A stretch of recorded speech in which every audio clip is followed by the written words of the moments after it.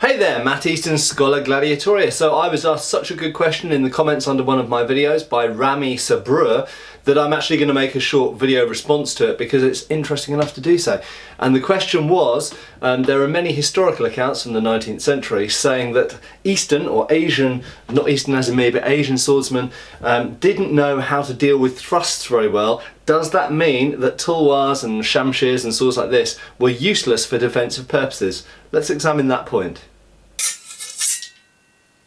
So Rami Sabrur's question was absolutely excellent. There are indeed lots of, particularly British but also French, 19th century sources stating that Asian, North African, Middle Eastern swordsmen using curved swords, like this tulwar I'm holding here, didn't use the thrust very much and also weren't very good at dealing with thrusts. In India it was pretty much standard advice for British swordsmen to use the point, to give point, both on horseback and on foot. And one of the reasons for that was it was discovered that essentially very often Indian swordsmen were not very good at dealing with thrusts. Now, this might seem surprising when you consider that, of course, spears and bayonets were used all over India and indeed pretty much everywhere else. So you would think that if people had encountered bayonets and spears, they'd know how to deal with thrusts. And that's one of the big kind of unknowns. It's the question, why was it? And it is, numerous sources state this. Personal accounts, official papers, books talking about things, all sorts of stuff. All sorts of different sources and non-related sources. It wasn't just a, it wasn't just a couple of sources, and it wasn't just sort of word of mouth or rumour. It was very clearly based on actual experience that that very often, certainly with swords, when thrusts were given, there seems to have been a vulnerability, particularly in India, but in other countries as well, to this. And the thrust is clearly a very simple thing to do with a sword. It's not like a secret, mystical, super ninja attack. It's just sticking the pointy end in the other person, so to speak. But it does seem to have been particularly more effective in the East, should we say, as from a 19th century Western point of view. Now, I think there's a few elements to this, and indeed there's one other element to answering Rami Sabrur's question. So first up, if you're in a place where 95% of people who use swords use things like tulwars or shamshirs, here I've actually got a European style hilted sword made for an Indian officer with essentially a shamshir blade, and you'll see it's extremely curved. Now, whilst these swords are pointy and you could technically stick them in someone, I've done videos talking about this before, curved blades that are highly curved, it's just not very easy to thrust with them in actual swordsmanship. People like Lynn Thompson on the Cold Steel videos will demonstrate that a 1796 cavalry sabre, which is curved pretty much like this, can stab into a lump of meat. Yes, it can. Clearly any pointy piece of metal, pointy object, in fact doesn't need to be metal, can stick into a lump of meat. That's a no-brainer, everyone knows that, well, or should do. However, in actual fighting and actual fencing, it becomes very difficult in practical terms to thrust someone with a very curved blade. Largely for two reasons. Number one, because the blade is very, very curved, it means that you have to move the sword in such a way that very often it's not practical to stick it in the other person.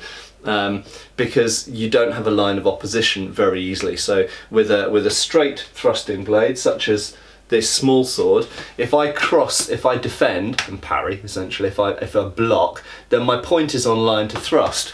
If I block with a curved sword, my point's not on line to thrust. That's the first reason. The second reason is reach. Quite simply, with a curved blade, if you thrust with the arm straight, you'll see that my point is not on line, it's offline. So to get the point in, I would have to thrust from the side in a curving arc, and this is punching distance, okay? So you can do it.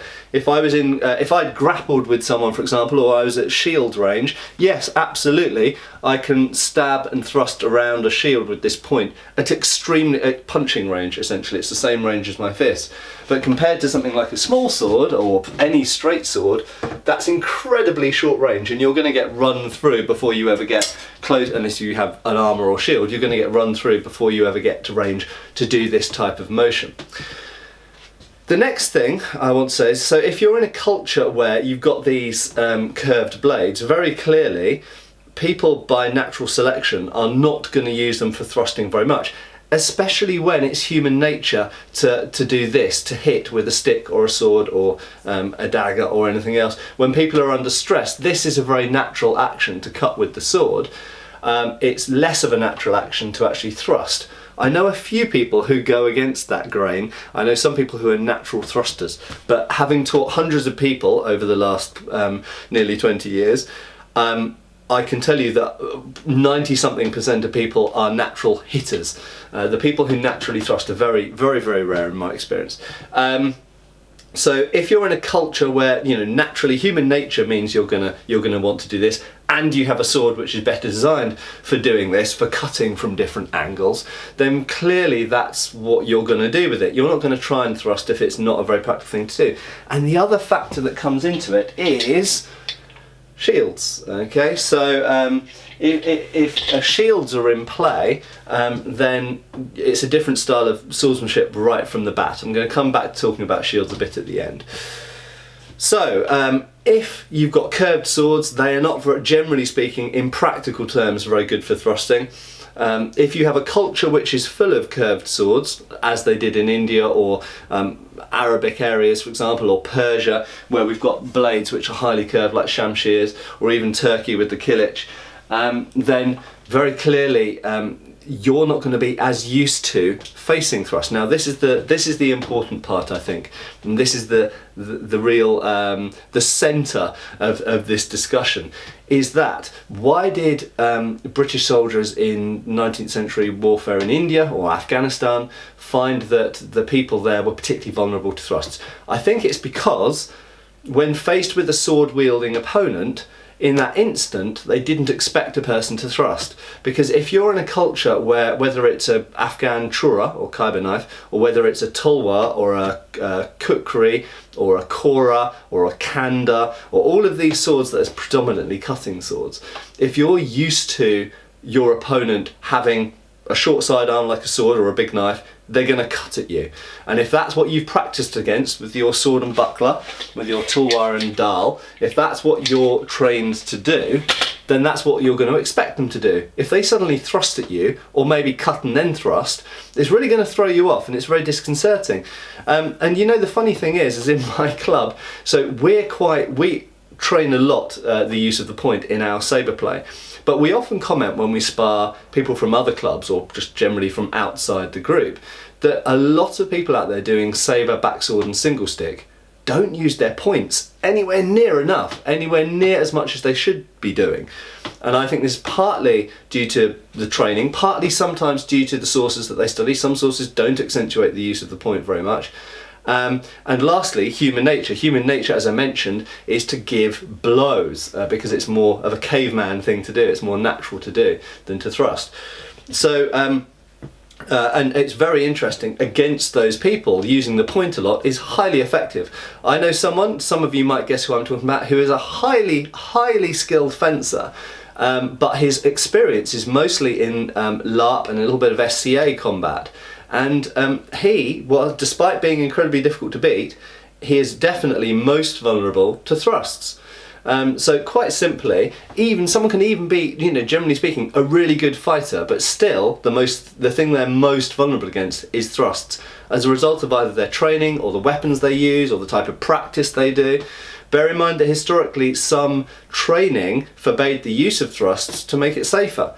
We see this in some late German longsword traditions. We equally see it potentially in some sword and buckler stuff from the 16th and 17th centuries, more 16th century, Elizabethan period. And there's also hints that perhaps in other traditions as well, some single stick traditions, perhaps some Indian Gatka, that the use of the point was forbidden or at least frowned upon because it was unsafe, and they were training essentially a combat sport.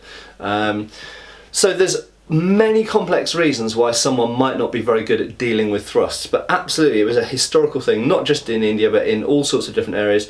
And you could say that perhaps in 16th century England, with the kind of the backsworders of the day, perhaps they weren't as good at dealing with thrusts as people trained in Italian rapier were, and who knows. I'm sure that will cause lots of lots of arguments. So the final thing is, in Rami Sabra's question, he said, does the fact that Indian swordsmen, or let's say Asian swordsmen of the day, were not very good at dealing with thrusts, mean that these types of swords weren't meant for defending with? Well, the basic answer is no. These swords were definitely meant for defending with, and numerous British sources of the 19th century say what good swordsmen Indian swordsmen were. For the most part, better than British swordsmen. And this also accentuates the fact they said, on one hand, you know, there was no sort of, in this case anyway, there was no cultural sense of superiority involved. There are numerous British sources saying, oh yeah, Indian swordsmen are way better than our British cavalry troopers. They're far better trained. We don't need to teach them anything because they already know what to do with their swords, and they use them far more effectively than we do. They even let them keep their own tulwars in many cases, at least for irregular cavalry, because they were more effective often than the regulation British cavalry swords, which weren't always properly sharpened and were kept in steel scabbards. So absolutely, the British recognised the quality of swordsmanship in India, but nevertheless, even recognising that, they still weren't, but they're really vulnerable to thrusts because they don't really train for them. So it's all really about training, and sometimes the training that you do is dictated by the weapon that you use, and sometimes it's dictated by cultural things, the way that you train. For example, if you're just using wooden sticks with no protection, you can understand why in sporting competition contexts you might say, well, let's not use thrusts, let's only hit with the sticks, because you're less likely to get bad injuries that way. But to finish up, absolutely these swords were meant for defending with. They have cross guards, and you know, they have all of the features of a weapon that is meant to be defended with.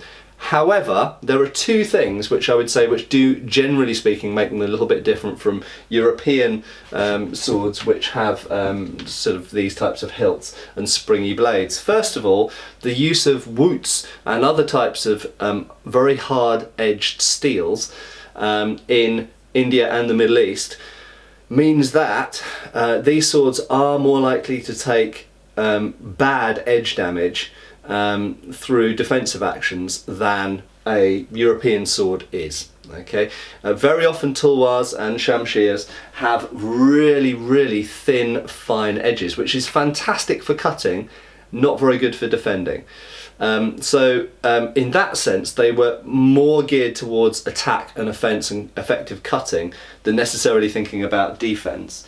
The other aspect to remember, though, is one of the reasons why that came about was because of these again. Okay, and so in whether you're talking about the Middle East, so Persia, all of the Arabic countries, North Africa, Algeria, Morocco, if you're talking about India, Afghanistan, all of these countries predominantly used shields with their swords, and the shield was the first weapon of defence, and this was for attacking. So if you're in a culture where you're 9 times out of 10, if you're using a sword, you're also going to have a shield, then this weapon becomes more geared towards attack, because this can take up most of the weight as far as defending is concerned. So there we go. I hope that sort of answers the question. I think were certain areas of the world bad at defending against thrusts in the 19th century? Yes, I think there's enough historical evidence to say that was evidently the case. Why? I think it's a combination of weapon design and also weapon training, and they connect together, because if your weapon is of a certain design, you're not going to train against thrusts very much, you're not going to encounter thrusts very much, and therefore you're not going to be very good at defending them when you do encounter them. And lastly, were these swords not designed for defence? I think that they were more geared towards offence than defence, largely because of the use of shields. However, when used by themselves, and we know they were also used by themselves, they weren't always used with shields, especially as we get into the era when more firearms were available, and it wasn't necessarily practical if you're carrying ammunition and a firearm and a sword and blah blah blah. It's not necessarily practical to carry a sword in that shield in that period. Therefore, these took over the role of defence and offence more. And certainly by the end of the 19th century in India, the talwar was used by itself without a shield most of the time. So absolutely they were use to defend with as well. So there we go. I hope that's a fairly thorough examination of Rami Sabro's excellent question. Thank you. Thank you for watching. Please subscribe, follow us on Facebook. You can buy t-shirts through Spreadshirt, support us on Patreon, or follow us on Pinterest. Thank you.